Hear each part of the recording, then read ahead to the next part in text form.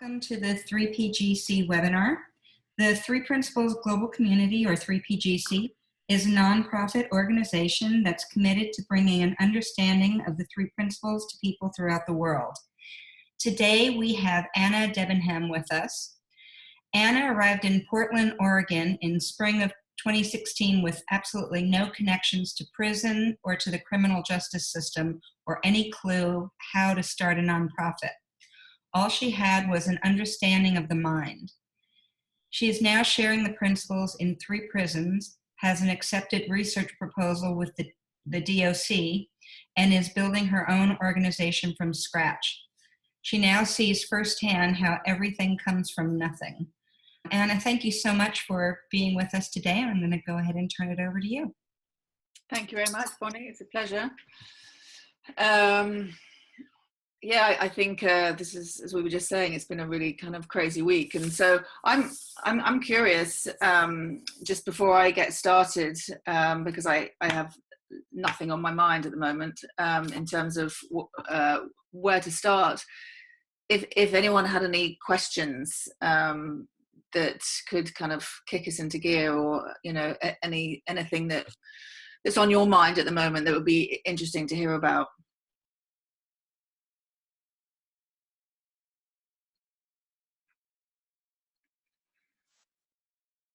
I'm really interested to hear how you got started with in the prison system there with no contacts. Yeah, well, it was fascinating for me too, because I think we'd lived in Portland for about 10 years before we moved back, and I was in a very different kind of line of work, I guess. I was doing sustainable building and consulting, and kind of the 7 years I spent in England were the years that I kind of got introduced to the principles and went to the One Thought Institute and had an opportunity to work with Jacqueline Hollows from Beyond Recovery in prison over there, and I just loved it. I really loved it. But then kind of very organically, we decided that Portland was home and we wanted to move back to the States. And yeah, like with no sort of prison contacts, but it's like what I'm realizing, it all started with the conversation I actually put out to the people that I did know, if anyone knew anyone who had anything to do with prison. And as a friend of mine who put me in touch with a guy who used to volunteer in prison about 10 years ago. So we had coffee, and he then put me in touch with someone else who then lived in Hawaii, but also used to work in prison. And it really started from one conversation that led to another conversation, which then led to another conversation. And then it's amazing how quickly you actually get to someone who actually works in prison. And then,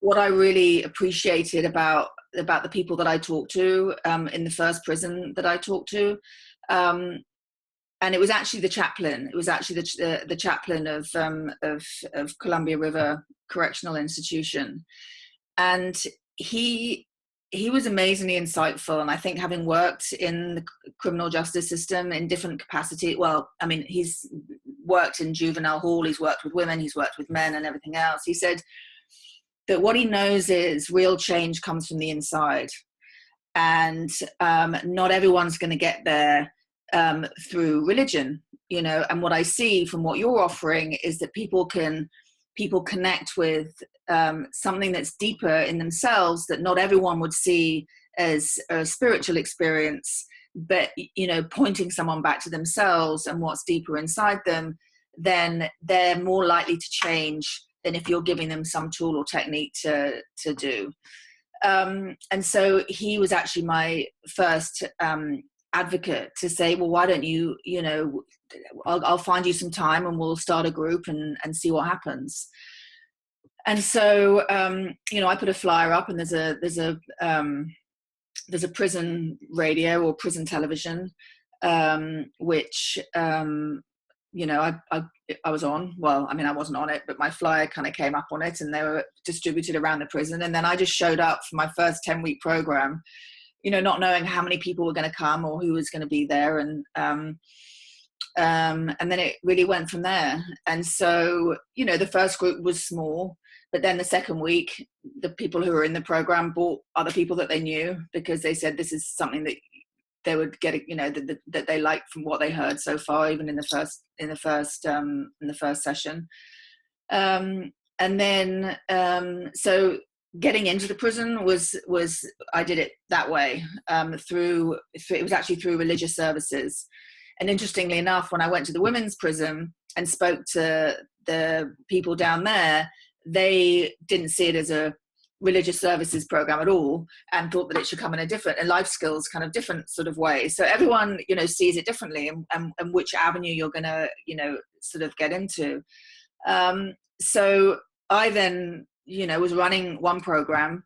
I kind of had this idea that, well, I'll do the prison stuff that I really enjoy, but then I'll have to make money somewhere else, because prison's not a money spinner. It's like I'm going to do what I love, and then I'll I don't know, share the principles in business. I had a couple contacts in Nike and Adidas and whatever. And then one day, Bob Patterson, who lives in Portland, we do some stuff together, and we're friends, and it soon became clear when she was asking, what I was passionate about. It's like, well, prison. I mean, that's what I love working in prison. And she's like, well, then do that, because not that I wasn't doing it, but put everything into that. Like, that's where your energy is, because it kind of gets distracting if you're trying to create work somewhere else, but then do the stuff that you love for fun. So anyway, so then that kind of started, and then I then started having more conversations, and a friend of mine and my husband had gone to a fundraiser for the YWCA, and the executive director, Susan Stoltenberg, was talking, and they both said, you should talk to her. She seems like a really switched on woman. She's cool. And so then I emailed, said, hey, I'm Anna, and I have this organization. Well, no, I didn't actually have an organization. I said, this is what I'm doing. And she also heard something, and I think as an aside, as all this was going on, and I kind of show up and have conversations with different people, some people are going to see something and some people don't, and I think the difference with me coming into this, underlying all of it, is I had less of me on my mind. Because before, I would have taken it personally if someone didn't like what I had to say, or I'd think that there was something wrong with me, or I was saying it wrong, or or well, what do they think of me, or how can I do it different, or those kind of things, where it's very much me who's showing up to have a conversation, and I'm in charge, I'm in control, I need to make it work because it's about me. And one thing that's been just completely different experience from anything else I've done is like that sort of letting go of the fact that it has anything to do with me whatsoever. And so without me on my mind, and just showing up and having a conversation about what I'm doing, and if they see something, they see something. If they don't, they do. It's got nothing to do with me. And because people, whoever's going to see it's going to see it. And then I can, it allows for a much easier conversation, because I'm not trying to convince someone of something. There's no neediness in the background. Like I need something from the person I'm speaking to. It's very much kind of, I'm just telling them what I do and see what happens. And there's a much more of a lightness in there, which is what I found when I started talking to people, because, I've talked to all sorts of different people now. And some of them think it's amazing and they get in touch, and other people think that it's amazing and you never hear from them again. And some people go, yeah, right, that's not what we do. See you later.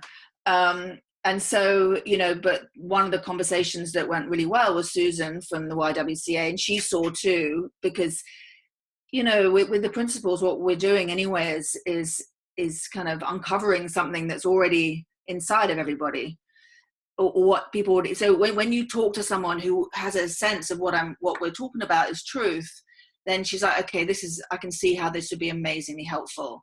So then she got me a meeting with the head of programming, and now his role's changed, but I think he was a deputy superintendent at the women's prison, to have a conversation about doing a program there. And we were in the meeting. Again, in the past, I would have been really nervous about having this meeting because there's a lot on it, right? You know, this is a big deal. Because I found that it was a lot harder to get into the women. So far, the women's prison is interestingly more difficult for me. Even that's just, you know, I guess made up, but it was more challenging to get into or have conversations where people could actually kind of have some sway in creating a new program. Anyway, we had this meeting and they were super excited and said, well, it needs to be a research project, because if it's going to go anywhere, it needs to, you know, now in the DOC, you know, everything is what do you call it? Evidence-based practices. And this has to be evidence-based if we're going to actually make it a program which could potentially, you know, run into something else, that's just rather than just you showing up and doing a volunteer program. Because I've also got put in touch with a woman called Kelly Raths at the DOC, who also saw something and saw that the principles would be amazing prerequisite for a lot of the other programs that they do, that they have the drug programs and the different alternative prison programs, where they kind of end up going through them a lot of times and are very expensive. And she saw that doing this would actually be really helpful to kind of open up people's minds for them to be able to absorb some of the other information that they need to participate in. So I had her as a kind of as quiet advocate on the side, as I then kind of, so we had this meeting and then we were out in the car park in Coffee Creek, and Susan said, I really need to start making this more than just me. If we're going to have a research project, I need to do something. And she's like, well, why don't we fiscally sponsor you? So we can, you know, you can then be a part of our 501c3 as a fiscal sponsor, and then we'll do your books and reports, and you can just carry on doing something you love, or doing what it is you love. And I just thought at the time, well, that sounds cool, because I have no interest in running a nonprofit. That's not what I'm interested in. I just want to run the programs. So I kind of naively, not really knowing what else was involved in running a nonprofit, I was like, cool, that sounds great. So then I became fiscally sponsored literally by signing papers overnight. I had my 501c3 status through them. And so then the Insight Alliance was born, just, you know, with a conversation with a friend of mine who actually likes to come into prison with me. And we're like, what am I going to call it? What am I going to call it? So then that emerged. And then, so there was no plan. There was none of this was ever planned. It just unfolded. And, you know, what I'm finding is with nothing really on it. And I think something else that happened too when I came back to Portland is that I always had thinking about the kind of evolution of life needs to look a certain way, that you do something and then you're progressing through life. That if I had this particular, education, I had a degree, and then you do this, qualification, then you have this, and then you do this job, and then you progress. Like if I went and did something and now it doesn't even make sense to me, but it did at the time, that you need to evolve what you're doing. And so you need to get better, or you need to do something with more status, or you need to make more money, or you need to do something. And I had this kind of insight, and this was kind of before the Insight Alliance kind of was birthed or anything else. It was like, well, I could just do my volunteer program in the prison, and I could just work in a coffee shop. Like, and it doesn't make me any better of a person to be doing consulting at Nike, for example, or doing something that feels kind of, you know, where I should be at this time in my life, that I should be at a certain level and I need to have a certain, I don't know, amount of money or, you know, what have you. And there was a real relief in realizing that I'm okay as I am. I can't get any better than I am inside myself. What I do is what I do, and it doesn't matter. And I could just work at this. We got a local shop here called New Seasons. I was like, I could work in New Seasons and I'll be okay.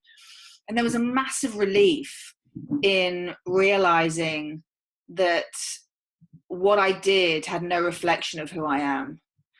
And so I think then with that as well, again, with less of me on my mind and kind of realizing none of it mattered anyway, it's kind of ridiculous how then it all kind of falls into place, because other times in my life where I've really tried to make things happen and they haven't because I'm forcing them, but I'm really trying, like I've got a goal and I want to reach it and I've got my blinkers on and I think this is the way it should look, and then it doesn't work out, and then I think I'm a failure, or I haven't done it right, or, you know, all that kind of stuff. So that there was a real sense of none of this matters. Like, really, it doesn't make me anything to be successful on the outside. And I think from letting go of that realization has allowed me to kind of just show up and do my thing, and it actually then works, because it's not about me, and it's like mind, you know, the intelligence of life I'm recognizing is now just kind of doing its thing, and it's nothing to do with me. So then as these you know, the research project, then we were like, oh, we need to get a university to help us with the research. And Susan said, oh, I know a woman called Dr. Sarah Bowen. She'd be an interesting person to talk to, because she's done a lot of research with the addiction community and mindfulness and stuff. So Susan tried to get in touch with her and couldn't. And then I emailed her and I got a phone call straight back. And Susan was like, how did that work? How did you get to phone you? I haven't managed to get her, you know, to phone me back. What did you say? I was like, I don't know. I just told her what we were doing. And anyway, so we then had a meeting, and she's like, right, we'll do it. We're in. And I've got, you know, new PhD students who are really interested and excited. So then I've got 2, you know, PhD students. So we wrote a proposal for the DOC research committee, and that got accepted. And now we're waiting to hear back from the IRB committee at whatever it's called, at Pacific University. And then in the meantime, so that's kind of one side of it that's kind of going to make the program more legitimate in terms of the efficacy of what we're doing. So then, you know, once we've established that this works, you know, because at the moment all I've got is I know how many people have been through the program, which is 96 so far. I know that you know, there's 50 people who are still in prison on the same charges, and then there's 40 or whatever that you know is out, are out, and I know one of them is back in prison, and I'm in touch with a lot of them, which is great, and they're all in employment and they're all doing well. But that's not a scientific study, you know. So the idea of kind of doing the research is great. So that's going to be 2 years, you know, doing that, and then in the meantime, we have CRCI, where you know, the program grew to the point where I had to ask Chaplain Holbrook if I could have another time. So we have a Tuesday afternoon and a Wednesday evening, and now and so those grew. And then I had a couple of guys who moved to a different prison in Salem, who asked for the program. So then we started doing a program down there, and now there's so many of the men who are still in prison that want to come back to the programs. I went back to you know, he's got to be fair with how much time he gives to people, and there's like literally no space left for programs and stuff. But he said, okay, well, we have a grief program every other Monday, so you could have every other Monday, because I want a program which is going to start in 2 Mondays' time, where the people who've been through the programs before we can do like an apprentice program. So then every other Monday we'll meet and we can just go deeper into the understanding. And then, because they want to teach, you know, some of them are really just, I mean, I've got one guy, and I've written about him in a blog, you know, who was in Iraq and Iran on several tours. And, you know, he was on 18 pills a day, and he had night terrors. He had severe anxiety. He had flashbacks. He had sleeplessness. He had all sorts of things. And they just give him a bunch of, you know, as he called a cocktail, you know, different medication. And he used to sleep sitting up like he was holding a rifle, you know, and the stories that he has about how crazy his mind was. And he isn't on, and he's come off all his medication, every single pill he's now off. He sleeps through the night, hasn't had any flashbacks, he hasn't had any anxiety issues. And he's like, this works. I want to take this to the VA. Can we do this in the VA? And I was like, sure, let's do it. So then that's another opportunity where if I'm then teaching them, you know, where they can start to, you know, we're going deeper, and then they can start to run a program. So they start to see how to share, because they kind of say, I don't know how to share, you know, how to share, you know, is a fun, interesting kind of experience, because then they can do that, you know, in our group, we can take it in turns and they can start to share themselves. And so when he gets out, then, you know, we can approach the VA and see about that. And also I'm the only teacher at the moment, and it's me running the organization. So I've actually got I'm sending in a grant application this afternoon, and realized that I needed to send it to all 9 trustees. So I got to print out a whole bunch of stuff for the package for the and I've got to do that myself. And I'm the teacher, and I'm having conversations with people. So, you know, this is also an opportunity for me to say, you know, I'm open to other teachers. Like I need other 3 principles teachers. And I spoke to one lovely woman who's in BC who potentially may move down to Portland. But, you know, it's, you know, if anyone's interested in potentially moving to Portland and being a part of the Insight Alliance and teaching in prison, I'd love to have a conversation. Because, you know, I'm doing what I can do, but you know, when they come back and say, "Oh, I'd love to do a program in the VA," or gang members, you know, old gang members who would love to work with at-risk youth, or you know, younger population of kids who are starting to go into prison. And I've got a couple of guys who are actually in my video, Carl and Brandon, who are in communication with some of the kids, the inner city Chicago kids that Mara and Eric are working with. And there's kind of the communication backwards and forwards around how to, you know, how understanding the mind has been really helpful in then turning their lives around and not wanting to, you know, be in gangs and live a criminal lifestyle. So, I mean, it's very organic, and it's very, it's just kind of evolving as it evolves. And sometimes I feel overwhelmed, and I can have those moments, you know, where I think, oh my God, this is too much. I can't do this. And then most of the other times it's like, yeah, I got it. It's just going to happen when it happens. It's nothing, you know, but it's definitely kind of an interesting point now, you know, I'd love other people to be involved, because, you know, when I was talking to a friend of mine who's helping me with fundraising, said, okay, so you're going to start running this organization and you're going to come out to the classroom. And I was like, no, I'm not interested in that. I'm not starting this organization to run an organization. I started this because I want to be in the classroom. So she's like, okay, we need to find you an operational rock star, which we may have found. I'm not sure at the moment, but I'm trying to coax her. But you know, so it's like my primary interest is to be I love being with the men, and hopefully soon to be women when we've got the IRB approved, the women's prison. That feels like my place, you know.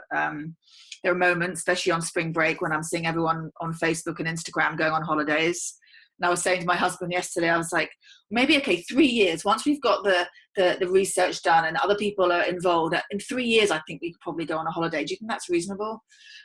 Because at the moment, sunny Hawaii and other places, it's like, oh, that sounds great. So anyway, that's kind of how it started. I And have to tell you, Anna, that is such a beautiful example of, you started a conversation and then you just took the next step that was in front of you. It's like something showed up and you took the step, something showed up and you took the step. And it's such a beautiful example of how when we follow what mind is giving us, things unfold and just show up. I mean, what you've done in such a short period of time is beautiful. I know it's mind-boggling to me as well. But you know what's so fun too? It's mind-boggling to the guys who come out of prison as well, going, I just don't understand. Life is just like working out.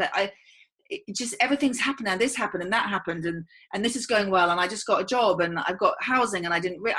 It feels so much easier. Like what then, and it's like, I know it just, when we got less on our minds and we're kind of less worried about the past or the future and we're just in the moment and we just show up and see what occurs, then life sort of is shows up for us. It feels like that, and so I'm sort of continually in awe and learning, and I think I've had some tricky conversations where people thought I was talking rubbish, and there was a lot of I've got a PhD. What gives you the qualifications to do this? And it's so nice just to know that's nothing to do with me. In the past, I would have thought, oh my God, well, I don't know. What have I got? I can't. And it would have totally closed me down. Where you've got these people who are, I don't know, doing their thing. And now I can just be completely unfazed because I don't have to react to their agitation or any of it. It's like, yeah, well, this is what I'm doing and this is what's happening. It's nice to, there's a program at PCC, which is the Portland Community College.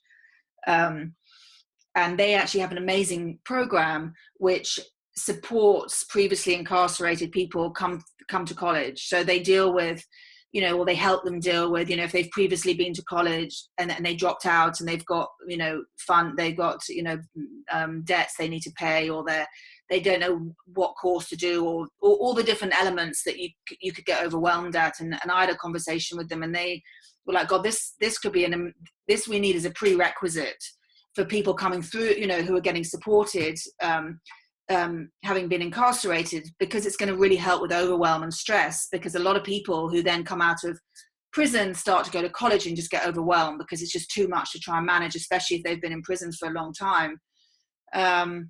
And we both went to this meeting together, and there was this woman who was like, throwing her PhDs and everything around, and was, it's kind of intense.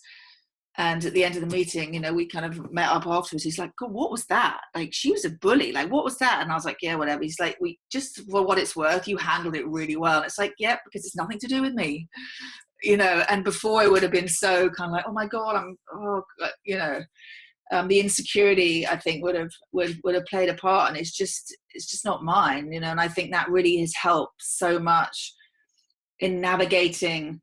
It's not like everything's easy. It's not like every conversation goes really amazing. I mean, we have tricky, it's like, okay, it's not that, some people see it and some people don't, and it has nothing to do with me. And I just keep having conversations, and I'll have a conversation with anyone, and then just sort of see what happens. But then the guys speak for themselves, because now they're advocates. There's one guy who's got out who is, he was a gang leader in one part of his life, but he also raised money for a non-profit that did transition housing, and it was set up by guys who've come out of prison. He wrote their grants, and he's like, and he's had so much insight. I mean, he's amazing how much he's changed. And he's like, I want to do this for you. Okay, so we're now he's helping and doing some research, and because once they see something and once their life turns around, they want to help others. So it's been, that's where it's like I'd love to sort of win the lottery, so I could actually, because you lose them after, because they need to make money, and so then they get jobs, and because of the situations they're in, they tend to kind of have to get a bus to where they're working, and it may be on the other side of town, and then they have 12-hour days and they can't get time off, and then they've got to jump through the hoops of seeing their PO and going to this meeting and going to that meeting and doing this meeting, and then so their availability to do stuff, and so Scott is like, oh God, at some point I'm going to be able to pay some, these guys to actually be part of the organization, and we can have a space where there's a community, and then they can come and, they can share, and then we can do mentoring with other guys that come out. And I've got it all. There's a vision. It's all in place, but one step at a time. It feels, but it's good though. It's nice to be in this place, and like anything, sometimes it feels like it's flowing and sometimes it feels, challenging, but I just love it. So that's where we're at. So I don't know if anyone had any questions.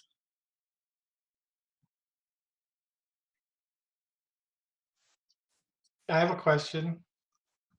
Can you hear me? Yeah. First a comment, like, so whenever a person is usually talking about their passion, in your case, the words flow out without any script when you're connected to your passion the way you are, and the fact that you love what you're doing. So it's thank you. Feels great. I have a nuts and bolts kind of question. What happens? Do you go to the prison and, okay, we're going to have a meeting and we're going to talk about an inside out paradigm? Is that a reasonable question as to what does a few minutes of one of your days in the prison look like? Yeah. Well, I mean, having it was, it was unbelievably helpful for me having, worked in prison in England. So I kind of, I know that their format over there is changing. They tend to do sort of more 3-day intensives, which we can't do because the guys are working, but we have a 10-week program, and so I go in to the prison, and we have 2.5 hours. Each group has 2.5 hours once a week, and I have a curriculum, because when they want to see a curriculum, not that I stick to it. But it will be, we check in at the beginning to see how everyone's doing, and we do a little meditation just to kind of keep, kind of quiet, because it can get animated, their check-ins, especially if there's lots going on with them in a week, and then we just see what occurs and what comes up. And I mean, I have an idea of what especially at the beginning, the first few weeks, I know what I'm going to be talking about.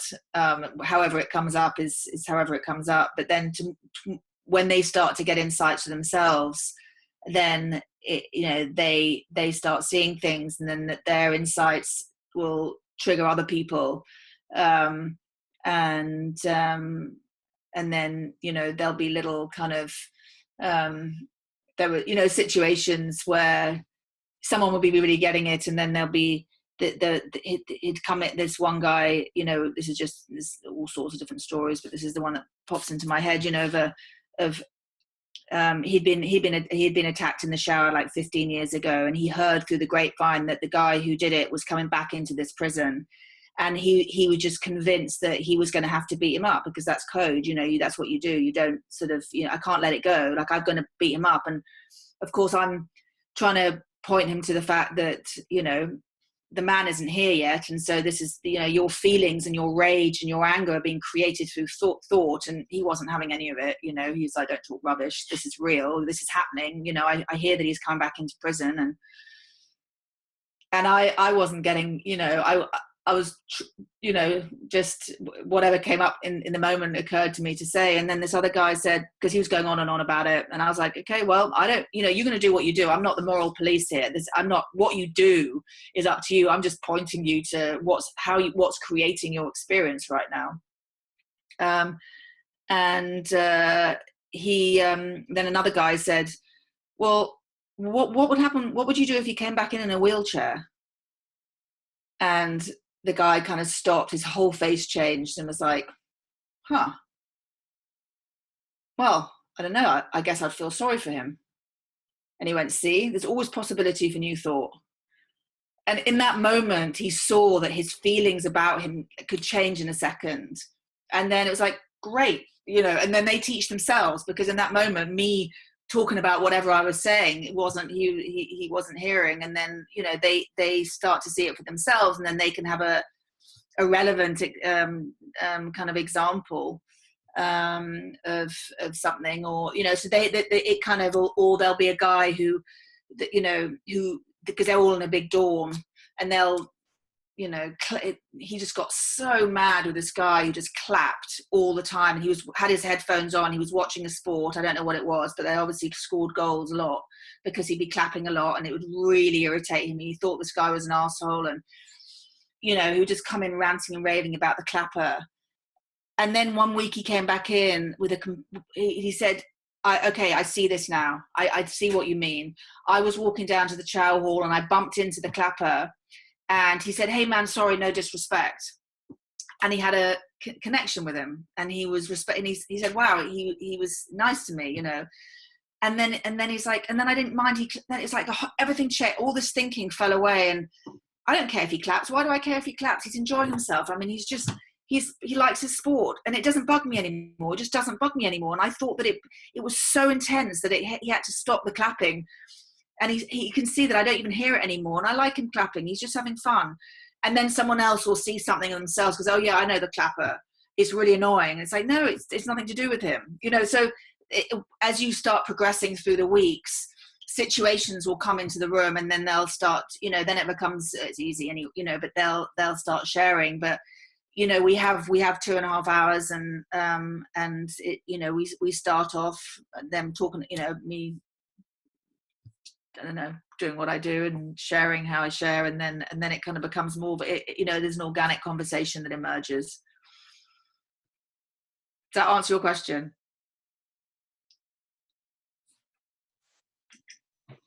I'm curious, is it a completely voluntary program, or are they mandated to come? No, it's completely voluntary, and that's what actually is a really nice thing about it, because some of them they get really impressed with themselves. They're going, this is the only program I've ever come to because I wanted to come to it. Everything else I've had to go to, and I think that's part of what's so fun about it is it's very they love it.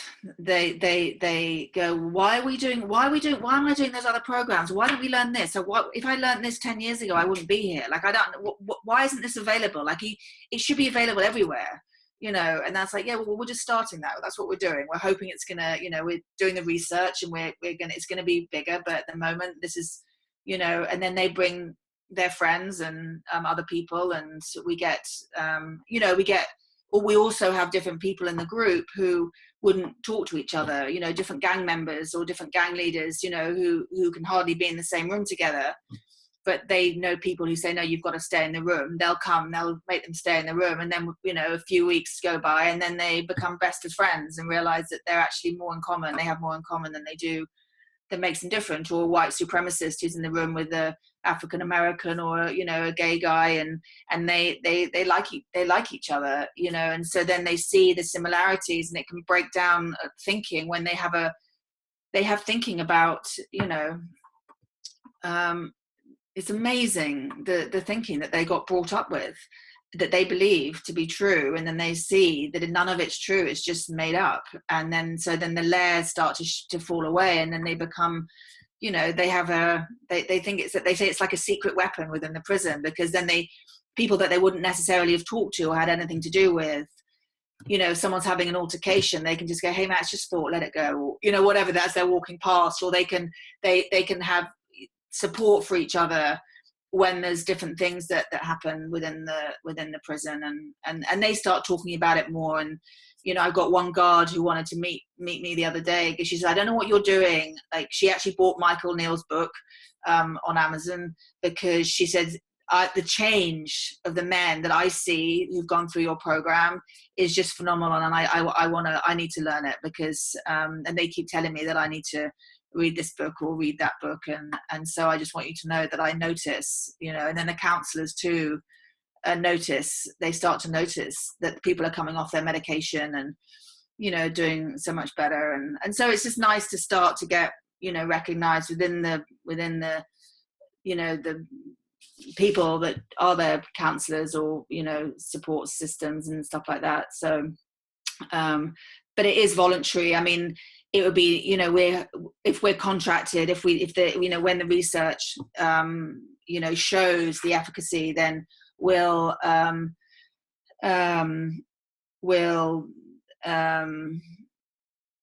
hopefully this is obviously, who knows, and it'll work itself out, but who be contracted by the DOC. So then would be a program that's offered.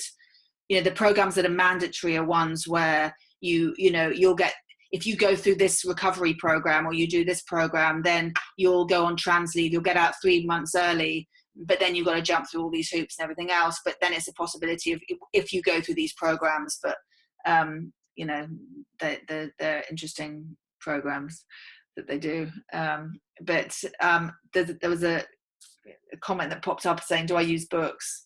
I do. I use books from people who donate them to me. So Chip and Jan and the Sydney Banks, the Salt Spring, very sweetly donated Sid's books. And it's interesting because initially I only ever used Sid's books, just to kind of keep, those are the only ones that were given to me, to be fair. So, but I had but I also like going back to the source, that people get a lot out of of Sid's books, and we watch occasional videos and stuff. And then Michael Neal very sweetly donated some books as well. And so, people, what I recognize is people get things from different books, and some people love the simplicity and the stories and stuff from Michael Neal, and then other people love Sid's books, and so they're the ones that we use at the moment. And then when someone goes, have you got another book, and then I'll bring my personal copies of Terry Rubenstein's book, or Mara's book, or Elsie's book, and then they just want to read, they just want to devour them. But I at the moment don't have the funds to kind of buy all sorts of different books. We use the ones that are donated, and they're great. I mean, my first insight came from reading The Inside Out Revolution 2, which got me into this however many years ago. So, it's, and some of them don't like reading books, and some of them absolutely love it. And I have handouts, occasionally something will come up, and I'll do a handout of something of someone's blog, or something that like really resonated, or there's a great one that I use when we're talking about addiction, from Dr. Amy Johnson, called We Don't Actually Have a Habit, which I love. And so then I give them all the handouts, and I also, at the beginning of class, when we do our little meditation, I read out Jane. No, I'm completely getting a block on her name. Those 3 little thin books.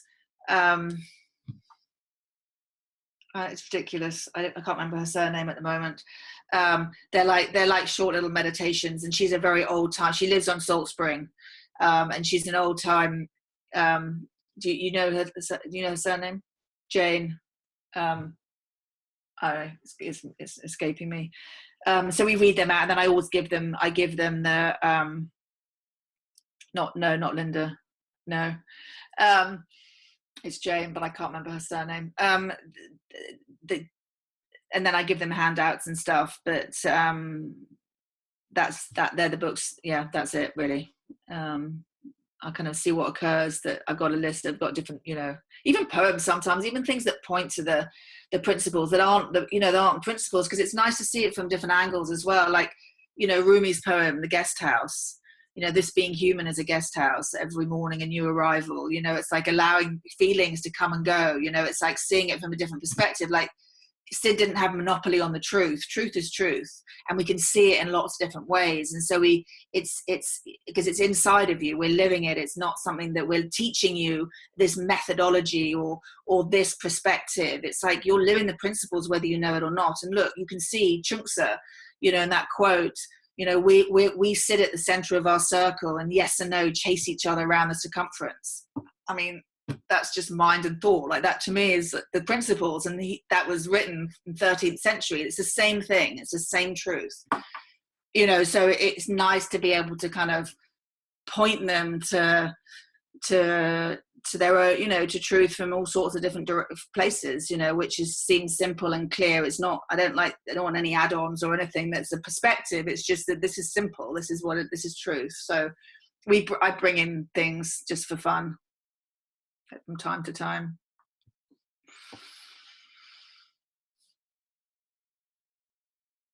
Anything else?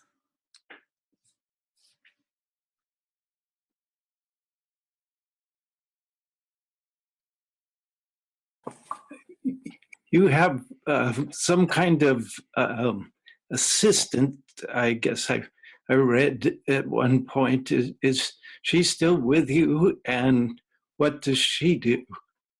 Well, I have different people who want to come into prison and learn the principles for themselves, or to, you know, so my initial first assistant was actually a philosophy teacher from Portland State University, and I did an intensive with her, and she really wanted to come into prison. So then she's been coming into one of my groups just to come in with me because she wants to learn, and she kind of shares along with the men. Like, we're all the same. We all share, you know, what we've seen, what's come up in our week, and then I had another friend who did some work with me, and she wanted to come in. So then she came in for a 10-week program, and I had someone else come in. But so I always, you know, there's people here who have their own lives and their own jobs. The one in Salem, I've got a friend of mine who didn't know anything about the principles, and she was learning along with the guys in the 10-week program, and she's loved it. And then this next round, got another woman who I've done some work with, and she wants to come in. And so I just rotate. We can't, because the room's not massive, I can't have loads of people in there, but there's always someone who wants to kind of come in for a program to experience learning, but also being, you know, being in a completely different environment, because they have no idea about, you know, what it's like to kind of hang out with people that are just like you and me.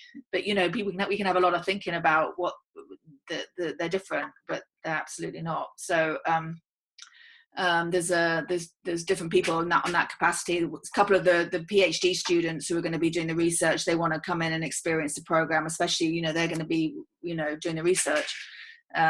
So really, they're, you know, whatever capacity someone comes in at, they're exactly the same as anybody else. And when we go around the room and we share, they share too, and they'll come up with things that have helped them and been interesting, or questions. And, you know, just it's nice. They really appreciate having other community members in the group, because, you know, some of them have been in there a long time. You know, I mean, there's one guy who's been there 20 years. I mean, there's one guy.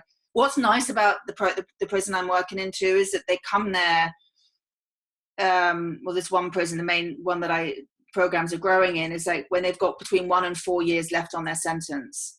So, you know, then there can be people that have been there for a long time, and then they're coming to the end of their sentence. And what we're doing, which I'm trying to develop more,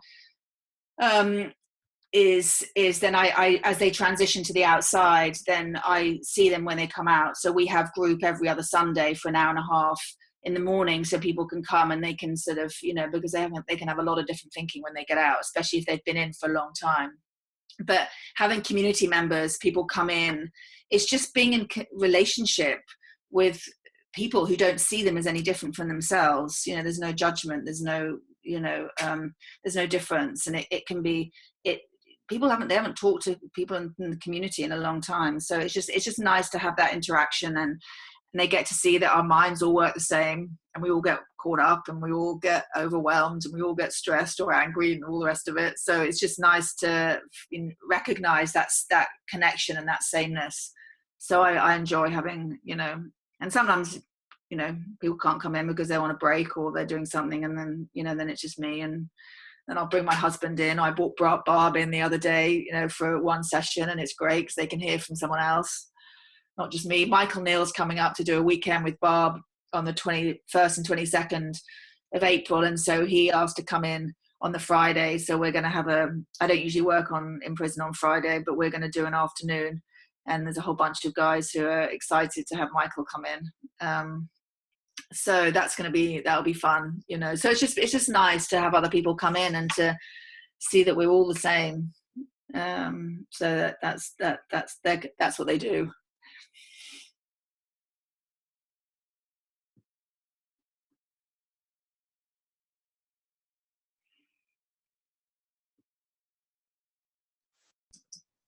Well, it's certainly wonderful hearing your story, your experience, and your enthusiasm, and how much love you have for what you do. Yeah. Who knew I was going to spend a lot of time in prison? But I enjoy it. Thank you. Yeah, thanks so much, Anna. This was really a wonderful conversation. I'm just wondering, is there anything that you would, first of all, is there anyone else that wants to ask anything or has any comments? If not, then Anna, is there anything that you would like to say to wrap up this conversation with?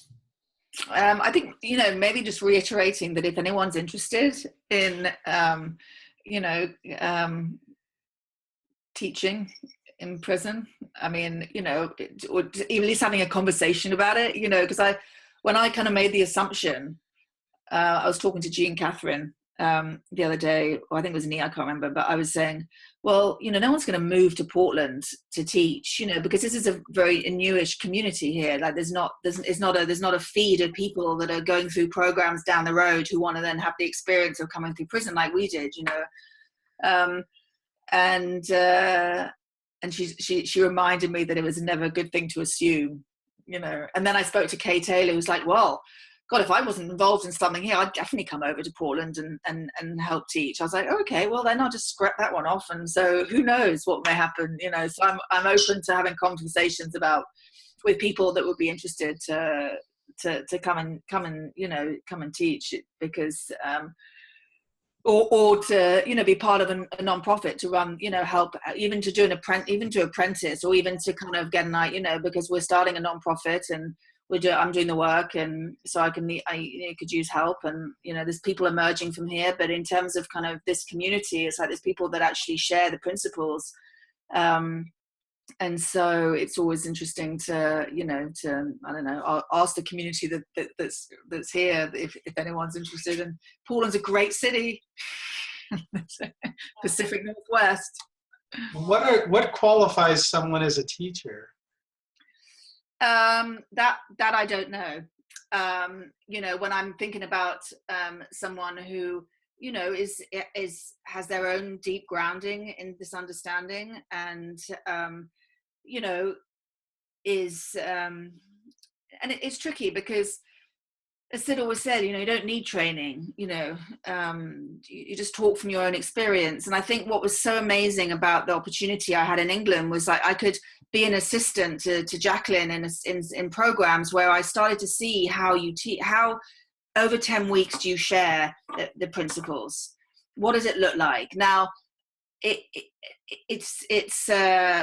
I was, at the beginning, it was all nerve-wracking, and I didn't think I could, I'd have a lot of thinking about, I need to say this, or I need to do that. And really, it's just showing up with nothing on your mind and then see what comes with a grounding of what you're, of what you're talking about. But for me, it would definitely be a kind of it would be sort of coming in and learning on the job, and being an assistant and seeing what we do and seeing how we do it. And then, like Jacqueline did, to then say, okay, now you lead this program.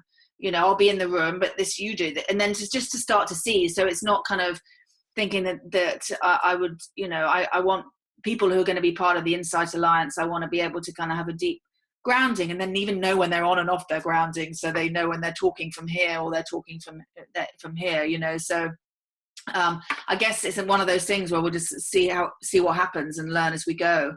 But you know, it's yeah, I don't, I wouldn't know, you know, there's no specific qualifications. It's just, if, you know, someone's drawn to it, like I was, then you figure it out, and, you know, you learn by sort of, you know, being part of a program and seeing what, you know, seeing how it works and having the opportunity yourself to share and go from there, I guess, but we'll see. And for anyone listening to the recording on YouTube, I'll post the Inside Alliance link underneath the video. And is there a contact me section there? Yes, there is. Yeah, yeah. So that's how you can get in touch with Anna if you're interested. Yeah. Cool. Yeah, thank you so much. This was a pleasure. Thank you. Wonderful. I really enjoyed this conversation. And I really, like I said before, what a beautiful example of how everything unfolded for you. I just really was touched by that and very inspired by it.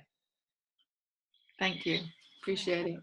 And so for everyone, the next 3PGC webinar is on April 11th, and it's with Marina Galan. So I hope to see you then.